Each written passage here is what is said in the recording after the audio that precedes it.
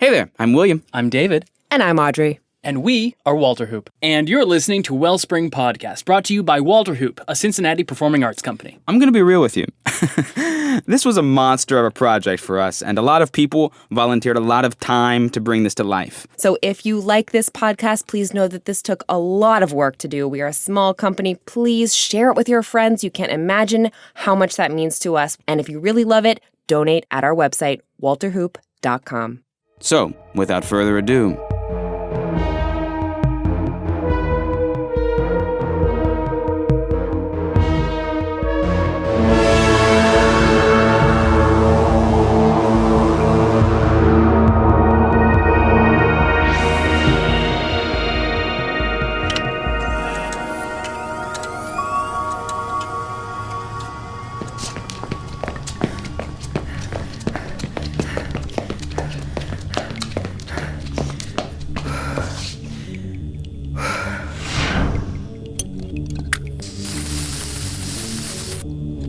That should slow them down. Where are we? This way. Are you sure? This doesn't seem like a way out. Is this the way you came in? No. Have you been here before? No. Great. So it's the blind leading blind. How do I know I can trust you? How do I know I can trust you? How did you know I was here? Did Thera contact you? Thera? Thera Barea? No. So why did you rescue me? Rescue you? I'm not here to rescue you. I don't even know you. Then why are you here? Enough with the questions. I have to think. I don't even know who you are. Enough! Left, up here at the split. Are you Katoi? Look, you can't expect me to just blindly follow you. I need to know what's going on, where we're going, because from the looks of it, there seems to be an easier way out that doesn't involve navigating an underground tunnel system. I didn't ask you to follow me. Yeah, well, I didn't exactly have a menu of options. When you find yourself trapped in Wellspring, you follow the person who's not trying to stick needles in you. It's a good rule of thumb. Stop. What? Stop. What are we? Shh. This way. So, are you Katoi? What is that? Is that the way out? Yes, let's go. Hurry.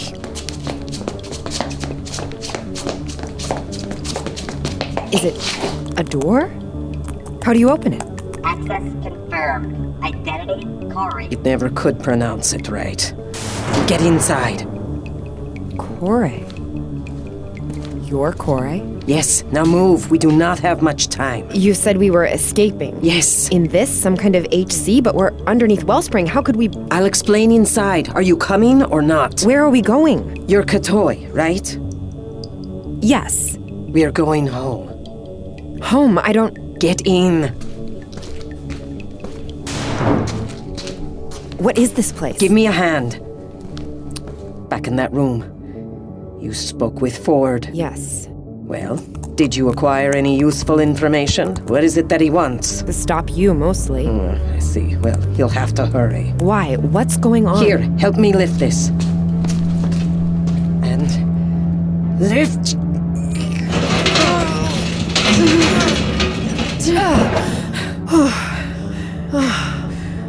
Well?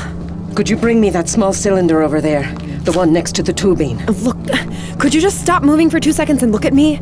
I deserve to know what the hell is going on. You want to know what is going on? I do. 20 years worth of planning, and I'm not going to let you jeopardize it with your questions. I want to help, and I can't do that unless you catch me up to speed. I'm trying to jump a very complicated spacecraft that hasn't been touched in a very long time, so that we can leave this godforsaken planet. I'm sorry, but I don't have time to answer all of your questions. You either help me or you don't. I'm sorry, how... Bring me the cylinder.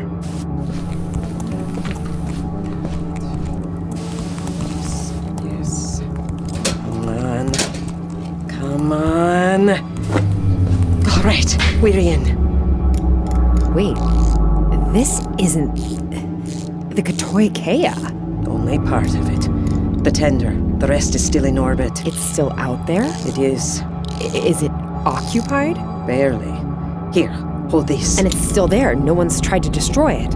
No one knows it's there. How did the tender end up under this building? Our ancestors designed the spacecraft to protect itself at all costs. After we disembarked, Wellspring tried to commandeer it, but it had locked itself down and gone dormant. They would not destroy it because of its research potential, one of the few good things the Trappists ever did. So they expanded their complex over it. Right on top of it. Why? so that we could not reactivate it. Okay, so when you say we're going home, I assume you mean the Kea. What's the plan when we arrive? I suppose we will attempt to locate an unoccupied planet. Maybe circle back around toward Earth. Earth? What? You do not know of Earth? No. I thought you were Katoi. I am. And you've never heard of our mother planet. So the Katoi are descendants of Earth? We are all descendants of Earth. I'm sorry, I still don't follow. And... here, I'll take that now. Okay, I think we're ready to give it a try. Will we be able to take off? We're sort of surrounded by a massive building. Oh, you and I will be fine. But before we go, you should know that I do not have medicine to treat asperitis, and I cannot promise that there are any capable physicians left on the Kea. None that could handle something as... maybe treat symptoms, but... I don't have asperitis. Not yet, anyway. You can leave now. There is probably still time to escape. You do not have to do this. This is where I belong. Okay, sit down. Fasten your straps.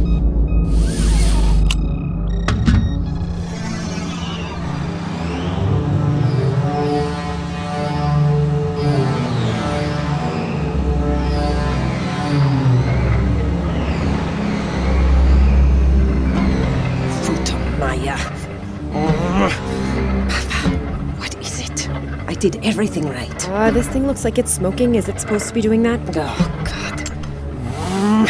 Behind that red door, there is a toolbox. Bring it to me. Hurry. So wait. What do you mean we're all descendants of Earth? Yeah. Well, you must know by now that the Katoi and the Trappists have the same anatomical makeup. Ford says the Katoi learned how to mask their DNA. Yes, the man is an idiot. This is an excuse he gives for holding thousands of our people prisoner while he was performing his tests on them. So you're saying Trappist and Katoi DNA are identical? There's no difference? That's right. Well, how? That must mean we're the same species, or at least... Oh, I see. Thousands of years ago, we were all inhabitants of Earth. There were no Trappists, no Katoi, just humans. But over many years, we slowly destroyed our planet. It was dying. And in an effort to keep our species alive, we had no choice but to evacuate. So, our ancestors constructed the Katoi Kea and populated it with a diverse group of individuals, a specific group of individuals, because it would be their duty not only to maintain the Kea, but also to survive for hundreds of generations in space. And what happened to Earth? Well, the people that remained, they were able to delay the inevitable. For how long? Unsure. At least a few hundred years. Long enough that their technology advanced to the point where they were able to combat Earth's impending threats. As well as build up a ship 3 times the size of the Kea and exponentially faster, so... They got here first. 10,000 years first. Even though they left much later. But if we left first, then shouldn't the people of Trappist have known to expect you? You would think. Some of them, like Ford, know and refuse to admit, but I do believe in some ways it was simply easier for them to forget. When your whole life and the lives of your ancestors are spent moving toward a new life, it's difficult to forget the one you are escaping. Trappists never question where they came from because, well, they've been here so long that they forget they came from anywhere. As I'm sure the remaining Katoi will in another 10,000 years. Wait. We're not coming back for the rest of the Katoi? You're gonna leave the rest of our people behind. The situation is more complicated than you know. I don't know, it seems pretty straightforward to me. You're abandoning our people. I have spent years recruiting my people for this mission. They have chosen to stay. They have families. Your mission is a death sentence, they say. I am too old, too weak. I don't believe you. I'm sorry. I don't believe that not a single Katoi is fed up with how they're being treated on this planet. They have established their roots. Intentionally or no, for whatever the reason, my people are stuck here. And what about me? Would you have left me on Trappist if you hadn't accidentally bumped into me? Yes. I'm sorry, I tried to recruit as many Katoi as I could, but it was very dangerous and often led to nowhere. And what about your daughter? You're just going to leave her? What did you just say? Your daughter, you abandoned her before— What do you know about my daughter? Don't you recognize me? Or have you forgotten that I even existed? Well, did you even look for me? I see. That night at Wellspring, Ford says that you met with him to exchange information to reveal Katoi plans. Is it true? Yes. So, you're a traitor. You know nothing. The Katoi conspirators were rash. They had no vision for their plan. As you can see, their actions only led to greater oppression. And you have a vision for your plan now? You don't care about anyone but yourself. You didn't then and you don't now. This is not true. How are you helping then? Please tell me. By finding the Kea and getting the hell out of here? By abandoning your people and starting over? You're wrong. Well, convince me otherwise. What are you doing to help? You want the truth? Yes. My people are too sick to join me. They would die a very painful death. We have no knowledge of this disease. We have no treatments, no nothing. If my people were to join me, we'll all be dead in less than a year. So why not stay? Instead of running away, why not stay and fight? Expose Wellspring for what it really is. Why not— Wait. Don't you have asperitis? Won't you also die if you don't have treatment? I do not have the disease. How is that possible? I thought every Katoi had it. I think it is best you leave. No, I'm not going anywhere. You are Trappist. The Trappist life is all you've ever known. You are only putting yourself in danger by being here, asking these questions. I'm not Trappist. Now, tell me— The tender is ready. I cannot waste any more time. Answer me first. Why aren't you sick? You at least owe me some kind of explanation. I was never tested. At Wellspring, they're doctors. They never touched me. Okay, so you're saying that asperitis was something created by Wellspring? It has nothing to do with the Katoi lungs or Trappist air? That is correct. Their injections were not preventative treatments. They were the disease itself. So that night when Ford tried to inject me, he wasn't trying to protect me. He was trying to give me asperitis? You were being protected. Why? By whom? Ford. He told me that when they scanned my lungs, they appeared to be stronger than the others. That I didn't need the treatments. That doesn't make any sense. Why would Ford want to protect— No. Oh, no. You and Ford, you were— Intimate. Yes. That means Ford is my— No, he's not. Then who? My dear, I do not know how to tell you this, but there has been some sort of mistake. Mistake? You are not my child. You are not the baby that was taken 20 years ago. You're lying. No. No, you just don't want me to go with you. No, well, I've got news for you. I'm going. You abandoned me once, and I'm not going to let you do it again. Listen to me. My child, my little girl, I found her 3 years ago. No. That doesn't— I tried to explain, but I don't think she was ready to hear it. Sarah, I have not spoken to Thera in 15 years. She never knew I had located the child. So I'm Trappist? I would assume so, yes. But I am sorry, I do not know who you are. They're here. There. Let's see if that holds. But I can't just— There is no more time for your questions. If I'm not Katoi, then what? You expect me to leave my home planet, live the rest of my life floating in space? My people have been doing it for millennia. I'm not your people. How quickly your song changes. Now you choose to leave. I thought I was your daughter. If I open those doors, we will both die. Is that what you want? No, but Do you think they will give us time to sit around and explain the mix-up? You have picked your side. Whether you like it or not, the choice has been made. Stay and fight. Your people, they need you. You're living proof of Wellspring's lies. You can't just run away. No. We are outnumbered. We must leave. Now! I'm not going. Sit down! No! Help!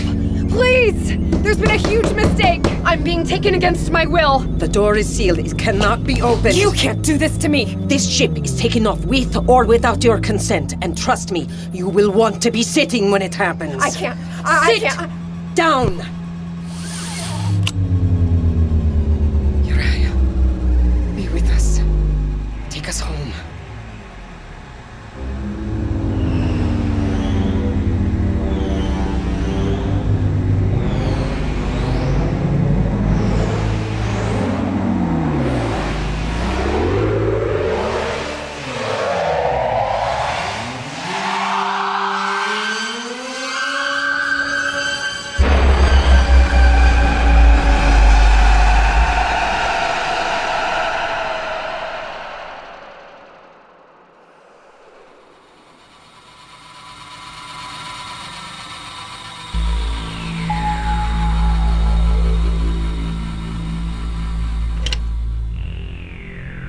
This is very valuable information. I appreciate you bringing it to my attention. May I keep this? Why not? I have copies. I'm sorry, I didn't catch your name. You are? Your daughter. I see. And I'm assuming this gift is not free. What is it exactly that you want? To find my mother. Find the Kea. Well, you've listened to the files, seen the unfortunate aftermath. I believe that ship has sailed. There's another tender. I'm sorry. 10 years ago, the Kea sent another tender down. It went undetected. I found it, but I can't get in. I was hoping with the help of this recording we might be able to figure The out people in how... the second ship, what happened to them? Where are they now? I assume they're living among us.